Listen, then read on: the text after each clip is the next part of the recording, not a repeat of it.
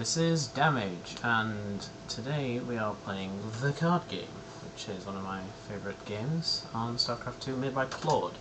And I'll be doing a little commentary of a game here, just because I can. So, this is a game I played on Wednesday. I'll be going with the usual tactic, Shinigami Note, 100 minerals, Vespene gas, and my own little custom deck. Now I'm playing with a very big mix of players here. As you can see, one of my team members has 0 experience. And the other team member has about 1.4 million, so has about half as much as I do. Right, the game starts off pretty simple. Usually play Zerglings, Ghosts and the like, and they attack each other in the middle. And an Aberration is not usually the best card to play at the start of the game, as they're rather easily countered for their cost. Scout played here, easily beats Scourges if they're not boosted, but will have difficulty against Marauders and Marines. But that's where the Zerglings come in. Zealot there doesn't beat Hydralisk. As you can see, I've already got a Berserk card myself, and I will be hanging on to this for quite a long time. I also get a Medivac here, which again I don't use for quite some time. Stalkers there pick off Broodlords rather easily. Now, the green player here plays as Phoenix, although I'm not quite sure why. There's no air out at the moment. He may be trying to cover it, but we never play any air and give him that opportunity, so... Goliath's on the field. Baneling there scores a Stalker, but the combination of a Roach and a Mutalisk can easily take down a pack of Goliaths rather simply. And there's a Lurker out there with a rather nice set of kills, but gets revealed and dies. Middle control is still on our team. Siege Tank gets played by our ally here. This Siege Tank went on to do a lot of damage, as you'll see later on. Damage boosting, a Mutalisk scores some excellent kills there. As you can see, a damage boost even on the second bounce can take out a Immortal. The right team here is playing some very bad card combinations here to deal with the threat they've got coming towards them, as that Siege Tank is slowly creeping its way. I play a Battle Cruiser at this point. The ally plays Zerglings, as he should. Build up that energy, get the militia team incoming. Battle Cruiser's under fire, but the Medivac keeps it at full health. Enemy plays Zerglings, very bad idea. You're increasing the energy of that Battle Cruiser. Battle Cruiser dies, the militia's on the way, and a Berserk card is played by me. So all that militia now are hitting for 2 damage each. It can be very painful if they're not stopped up quickly. Broodlords usually a counter, but easily taken out. Hellions are not very good against militia, and a Firebat is definitely not a good idea. The Siege Tank now struggling to get in range due to its undeploy, redeploy loop. The Phoenix comes out to clear the air. Now I cloned the Siege Tank at this point, as you can see.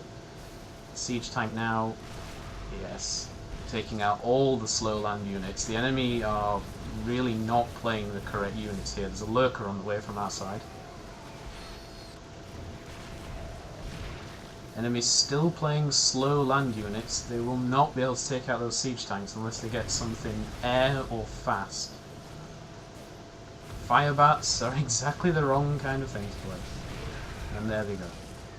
Aberration now, living on the edge, and then gets killed by Zerglings. There's a Lurker now making its way, along with a High Templar.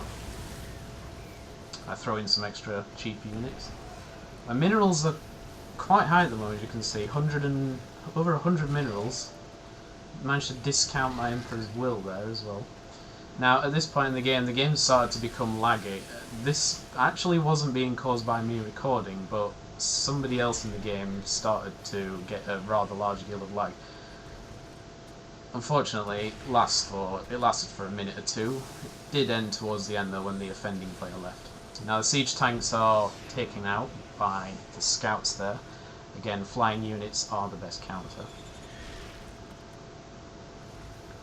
Goliath here.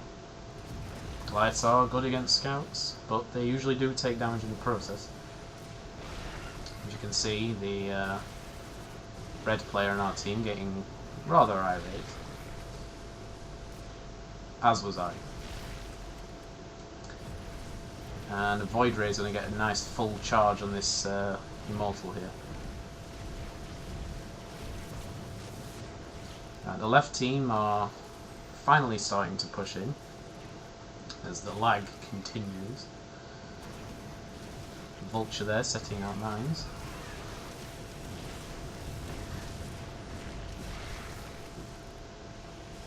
Not a good time to play a scout. Right, the offending lag player is now left, and he was an ally on our team, which means that his resources are now being shared equally between me and the red player.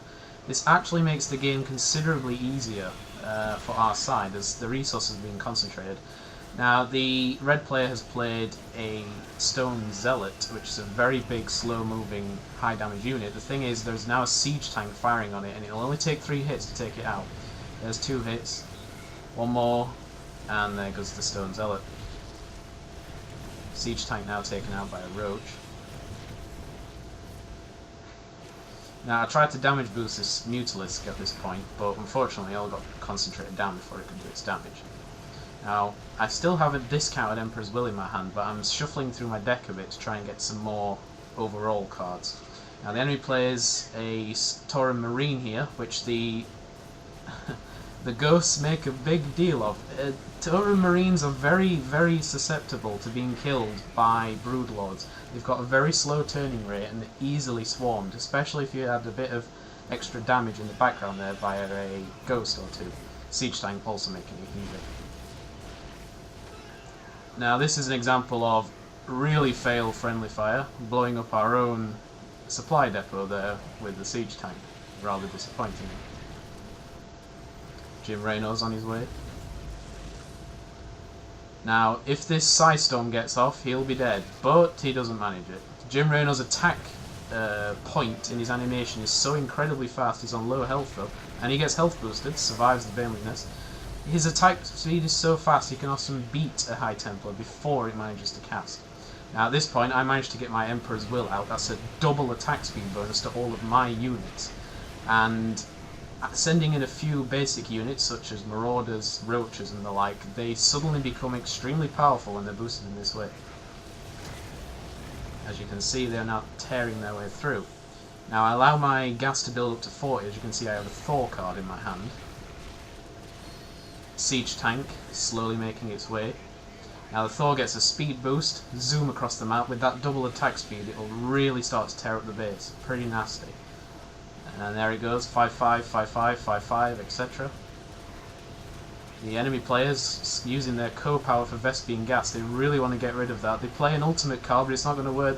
The Emperor's Will, Siege Tank, blowing up all of those heroic units very quickly. Baneling Nest quickly takes it out. New Stone Zealot on the way. It's already halfway through the field. The enemy doesn't have a Siege Tank this time round. I get a Queen out. And I've got another Thor. Slow stream of steady units. They are keeping the pressure on the enemy team. They're not playing the right cards though to fight this Stone Zealot. It's a very powerful unit. You need to deal with it with tanking and damage. You can't just play the individual units. Stone Zealot's now on the base. Jim Reno's on his way. Jim Reno with his Emperor's Will. I give him a damage boost. 40, 40, 40, 40, 40, 40, 40, 40, and it's game over. Well, this has been Card Game, and I've been damaged. Goodbye.